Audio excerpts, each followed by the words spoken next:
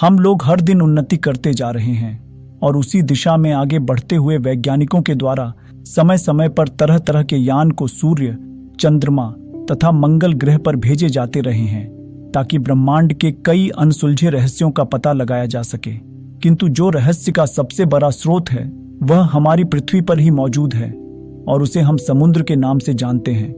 आप यह तो जानते ही होंगे कि हमारी पृथ्वी का अधिकांश हिस्सा पानी अर्थात समुद्र से घिरा हुआ है।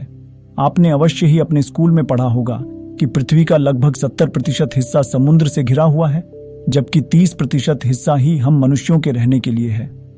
अब कभी आपने यह सोचा है कि समुद्र, जो कि पृथ्वी का 70% हिस्सा है, उसके नीचे क्या है? समुद्र केवल बड़ा ही नहीं बल्कि नीचे से गहरा भी बहुत है। आप आज के इस वीडियो में जानेंगे कि समुद्र के नीचे क्या है। आप यह तो जानते ही हैं कि मानव सभ्यता ने इतनी ज्यादा उन्नति कर ली है कि हम अपने यान को पृथ्वी की कक्षा से बाहर सूर्य, चंद्रमा, मंगल ग्रह इत्यादि की कक्षाओं में भेज रहे हैं। और इतना ही नहीं, वहां पर कई मनुष्य भी गए हैं। जल्द ही इसमें और भी ज्यादा उन्नति होने वाली है, जो हमारे लिए कई अनसुलझे रहस्यों से पर्दा उठाने वाली है। हालांकि वैसी ही उन्नति हम समुद्र के मामले में नहीं कर पाए हैं। कहने का अर्थ यह हुआ कि हम समुद्र को इतना जान ही नहीं पाए हैं और ना ही उसमें इतनी अधिक खोज कर पाए हैं। वास्तविकता में जितना बड़ा समुद्र है, हम उसके केवल 5% भाग तक ही अभी तक पहुंच पाए हैं। इसका सीधा सा अर्थ यह हुआ कि समुद्र का 95% हिस्सा अभी भी हमसे अछूता है और हम उस तक पहुंच ही नहीं पाए हैं। अब आपका अगला प्रश्न यह होगा कि जब हमने इतनी ज्यादा उन्नति कर ली है और दूसरे ग्रह तक पहुंच गए हैं, तो आखिरकार समुद्र में क्यों नहीं जाया जा सकता है? तो इसका सीधा सा उत्तर है समुद्र का दबाव। अब दबाव तो जब हम अंतरिक्ष में जाते हैं तो उसमें भी होता है और इसी कारण ही मनुष्यों को अंतरिक्ष में जाने से पहले स्पेस सूट पहनना होता है और विमान भी उसका दबाव झेल पाते हैं। किंतु समुद्र के नीचे जैसे जैसे जाते हैं वहां दबाव इतना अधिक बढ़ जाता है कि उसको सह पाना हमारे बस की बात ही नहीं है।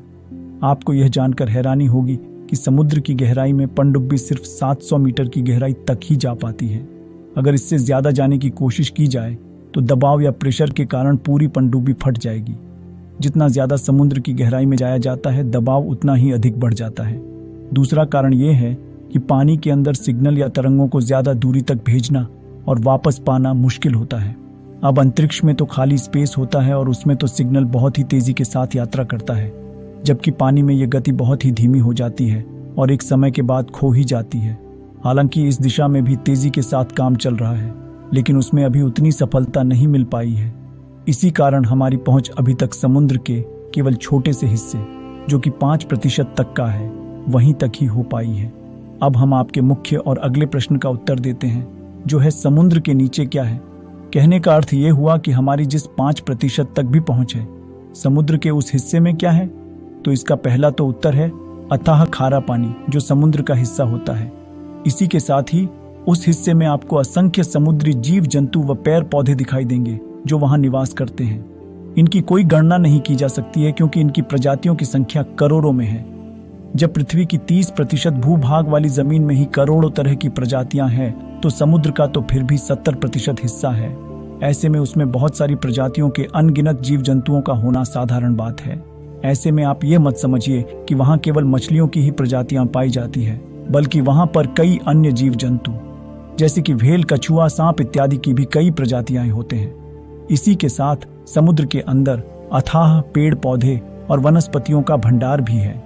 इसके बारे में भी अनुमान लगाया जाना मुश्किल है कि वह कितने हैं या उनकी कितनी तरह की प्रजातियां होंगी। इन सभी के अलावा समुद्र में आपको बर्फ के बड़े बड़े पहाड़, ऊर्जा तथा अन्य चीजें भी देखने को मिल जाएगी। एक तरह से समुद्र में कुछ भी हो सकता है और इसके बारे में मनुष्य अभी तक सटीक आंकलन नहीं कर पाए हैं।